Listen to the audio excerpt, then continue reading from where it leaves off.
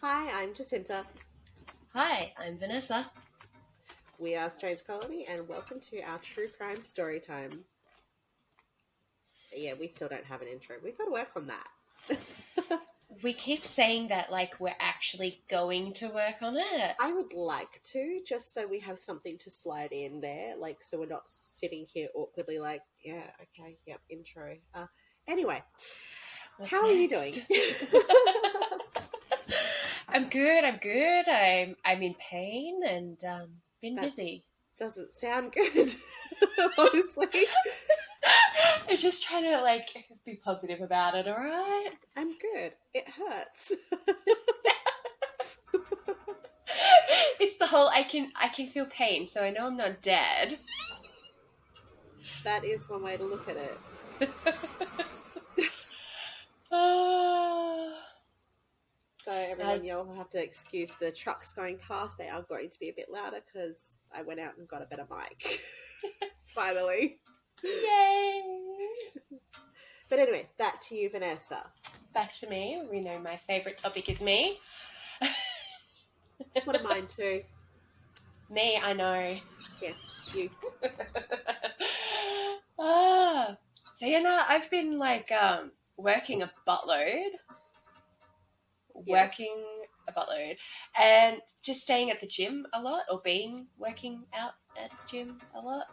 Yeah. I can't English at the moment. Like, yeah, This is the wrong thing to be into if you can't English. yeah, right. So if I'm not at work, I'm working out, and then hit a major goal last week. I'm able to do like an hour of cardio straight, which I've been not able to do for so long. Damn, congratulations. That's wow. Thank you. Terrifying when thinking about trying to do that. But wow, go you. And then the next day, done did myself a back injury. I've just pulled a muscle. It's not like a slip disc or anything like that, but because I still have to be able to go. Severity is different now.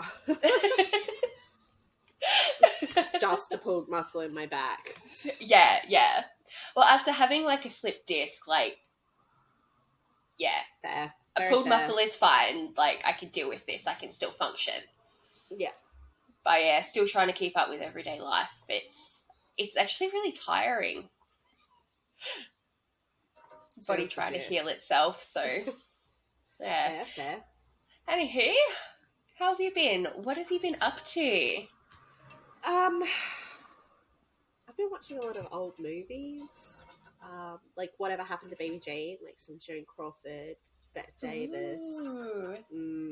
Yep. I do love me the old classics, like the old classics, not what the current generation thinks is classics, which is stuff that we grew up with. So fucking rude. So disrespectful. Like I heard someone say, I'm wearing vintage, and it's like from the 90s, or like, just skewer me now. Put us out to pasture, we're done. No, I've had friends over, we've played board games. I love board games. Yay. And I went to a wedding last weekend, which was absolutely gorgeous. Danced my ass off. Felt completely hungover the next day without touching a single drop of alcohol. That's where we at. I do understand why everything from our childhood is vintage, though. Yes. Okay. Yeah. Oh, that's yeah. And then when you consider I pulled a muscle whilst working out. Shh. Shh. I'm in denial. I would like to stay there. I do that thing where I think that I'm young, and then because I work with young people, we've got some underage employees, and I'm just like, nope. Nope. I swear they look younger than they did when we were that age. Some do, yeah. Some look older. Most of them were confused when I told them my age and that I have a child nearly the same age as them. So I'm not mad at that. We're at that age. Yeah. We're at the, you don't look old enough to have a kid. That, oh, God. Yeah, we are. Yep. Okay. Yeah. let's veer right away from that. Anything you're Yes. looking forward to for the weekend or your weekend? Well, I was going to do some gardening, but we've got more flood-inducing rain coming through.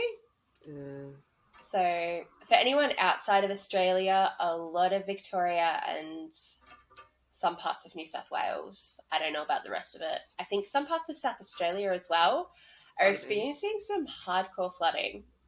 We've had a very wet spring. And yeah. So, even getting out to do something, like getting out to, say, to my mum's place, Yeah. sometimes it's flooded. Ugh. So, yeah. I do have a baby shower coming up, though. Yeah? Yeah, my little brother's spawn. That's as bad as when I was pregnant calling this one a parasite. I call my own child spawn, like, come on. You're a gorgeous little parasite. So baby showers coming up? Yeah. Like, I'm super excited for both my brothers starting families and all that sort of stuff. Love that. But also, I'm at a very different place in life and at a point where it's just, like, can't relate. Yep. Yeah. What about you? This weekend, I am hosting a movie marathon. By the time this is released, it will have already happened. I'm so excited. Hunger Games series. Yes! Right? I called the event, May the Odds Be Ever in Your Favor. Yes, living. And going to be rocking some Capital Couture. My husband has never seen any of the movies in their entirety. Aaron, seriously? I thought I knew you. How I felt, I knew you'd understand. I can't believe I gave my approval for you to marry him. I can't believe I gave my life to a man who's never seen any of the Hunger Games series. I mean, it's bad enough if you've never read the books, but if you haven't even seen the movies...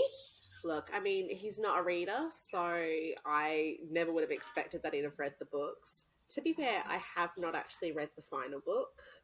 What is, you know the title of it? Ballad of Songbirds and Snakes, I think it is. That's the one. I'm waiting for a hyperfixation on reading to come around so that I can do that. Yeah. I did the audiobook and listened to it when I was still walking my son to and from school. I should do that. No, I'm a purist. If I'm going to read, I'm going to read. Apparently, Kiori thinks the same. Yeah. Anywho. What do you have for this week? This week, and I am going to make a note that this is not the first time we have attempted to film this one. No. We've been trying for a whole last week now. Yes, this is the one we had technical difficulties with. It is the murder of Rachel Barber. Yes.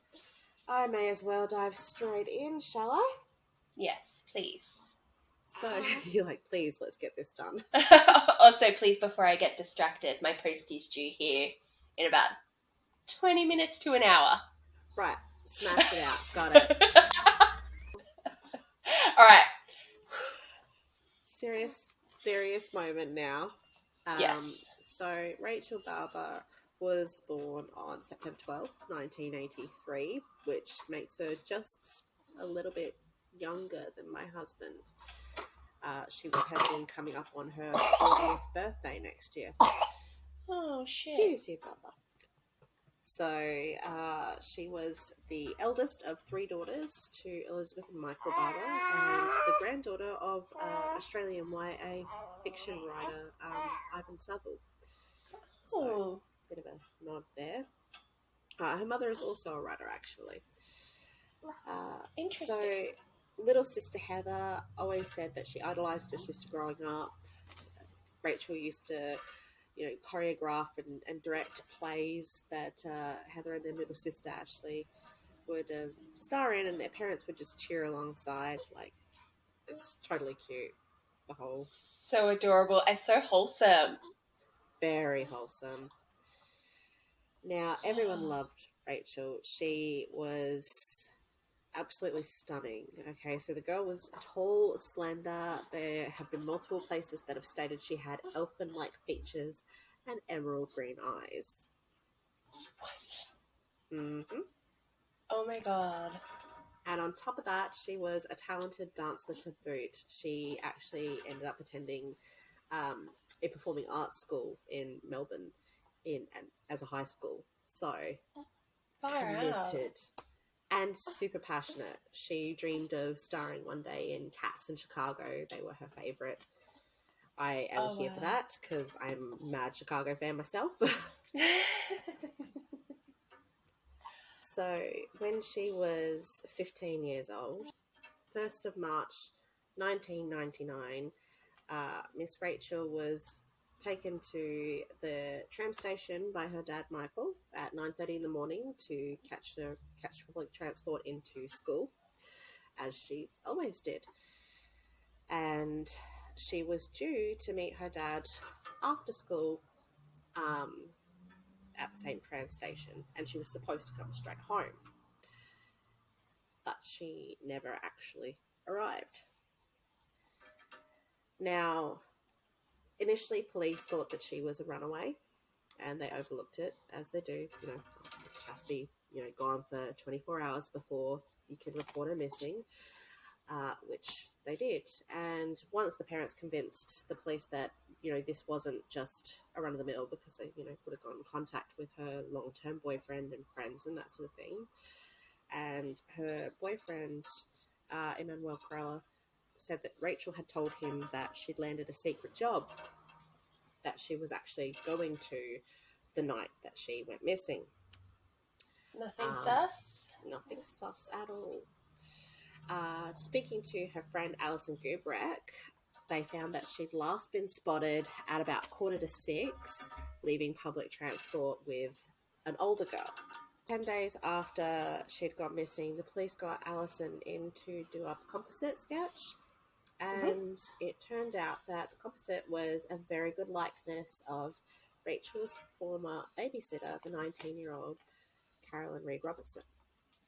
Well, then you would assume she would be safe, right? One would assume that she'd be all right. Or maybe, they'd run off together or something like that. I'm sure that's what the police assumed at this stage. So they brought Carolyn in for questioning on the 14th, 3 days later, after which they found out that Rachel was not all right.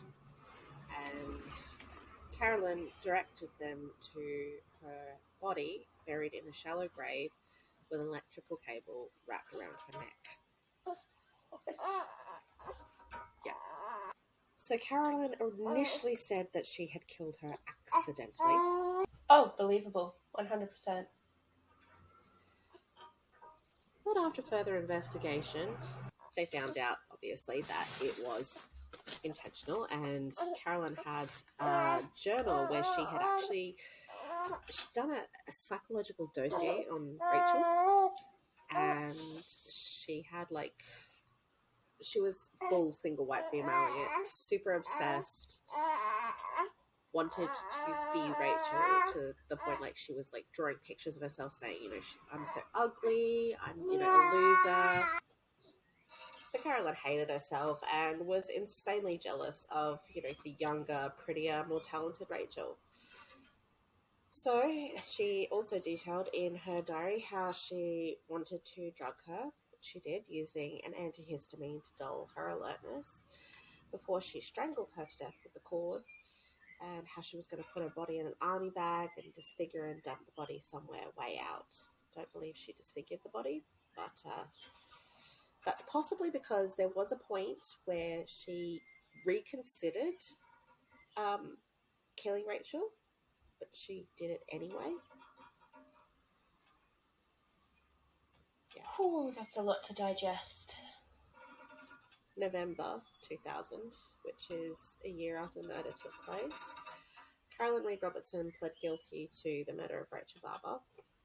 And because of her very clear intentions, I mean, she even tried to get a birth certificate with Rachel's name for herself.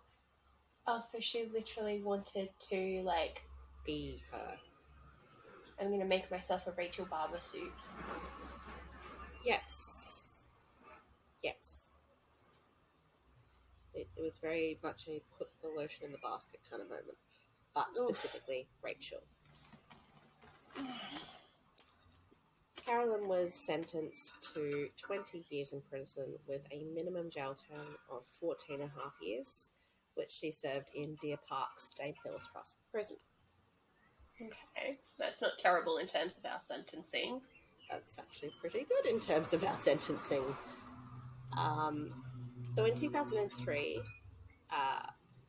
Rachel's mother, Elizabeth, under the name of Elizabeth Southall, and an investigative reporter, Meg Norris, released a book called The Perfect Victim. Sorry, there's no the. And basically it just recounted the case from both of their perspectives. I need to get this book for, again, the next time I hyperfixate on reading. And in 2009, it was actually turned into a movie called In Her Skin, speaking of making suits. I'm going to wear her. That's really freaking gross.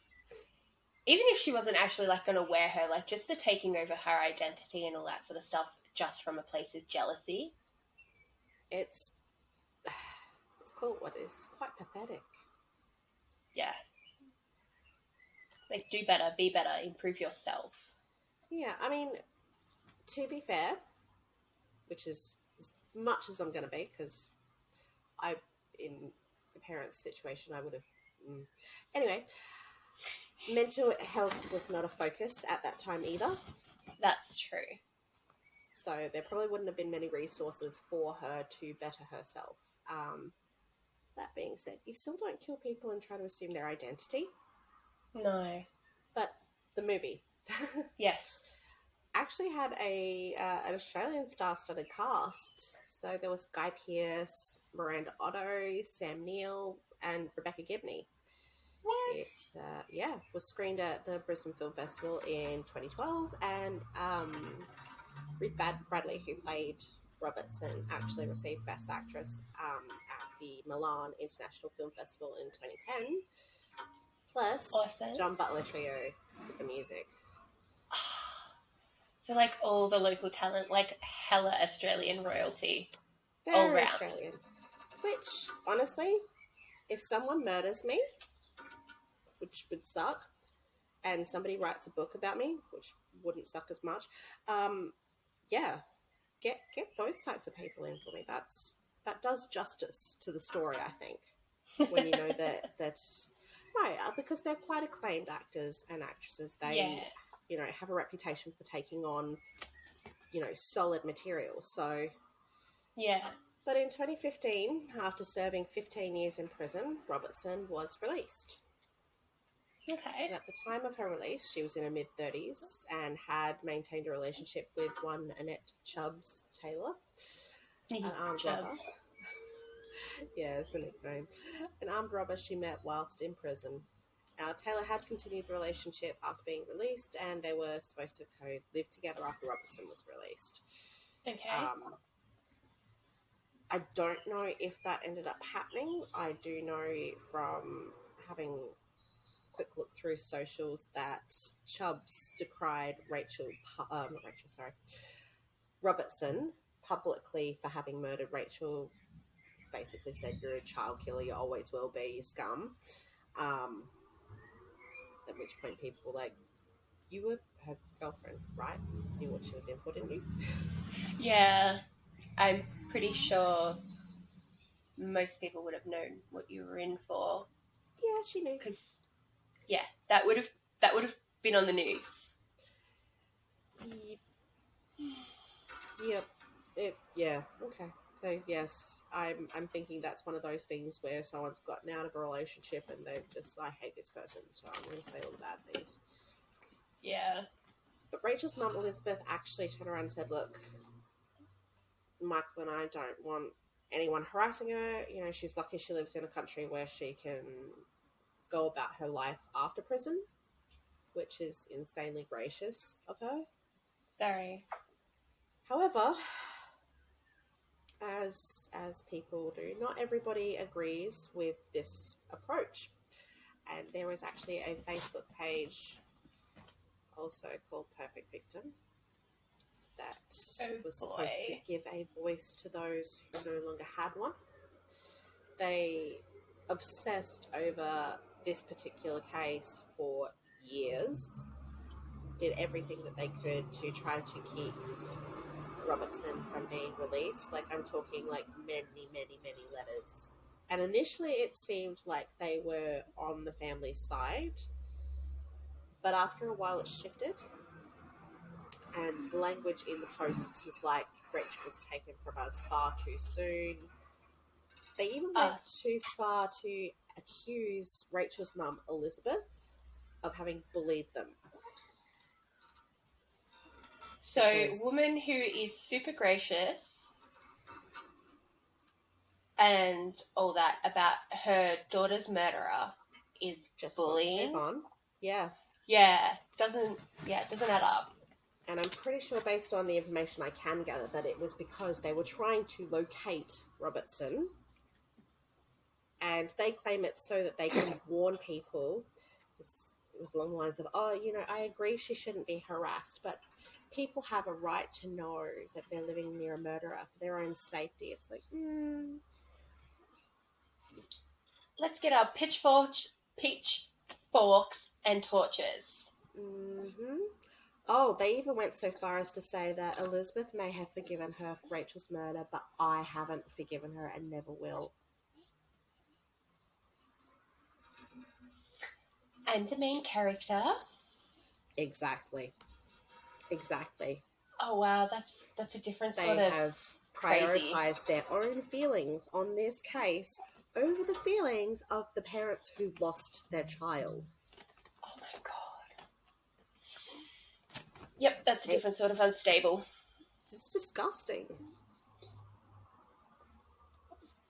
They even went as far as to harass the cellmate, Robertson's cellmate, on social media because the cellmate supported her. Like, this cellmate obviously spent a lot of time with her, and so she was a character reference. Yeah. When it came time for Robertson to, parole hearing. Yeah. And yeah, so they've actually gone out of their way to post things on this person's wall, essentially calling them out for, you're supporting a murderer and rah, rah, rah.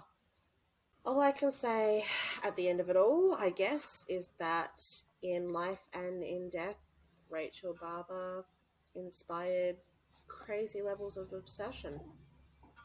And it never did her any good. No. Someone like that would definitely deserve better out of life. Absolutely. I think when it comes to cases like these, for me, it's what grabs me and what hurts the most is the lost potential, the potential for life, the potential for what she could have gone on to be and what she could have contributed. Yeah. Because when it's an older person, you can sort of justify that they've lived their life. Yeah, they've had some life, Yeah. And I'm not going to cry this time through filming. Me either. Nope. Nope, we spent. I think we cried 3 times. I think so, and we've tried to film this about 6-7 times separate sittings. Yep. So now we're talking about it. Oh. As we were saying earlier, like, your son is pretty much the age she was. Almost, yeah. And he lost someone he considered a girlfriend last year, and I bawled my eyes out for 3 days. Yeah. And that was someone I had personally never met. Mm-hmm. Oh, how it really breaks for the parents, and they're just, for them to handle it so well, like, that's a testament to their strength as people. And absolutely, I think between this perfect victim page, and there are people who actually had the gall to question Elizabeth's motives for releasing the book.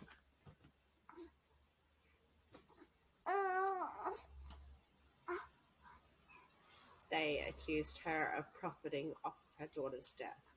It was probably therapeutic AF.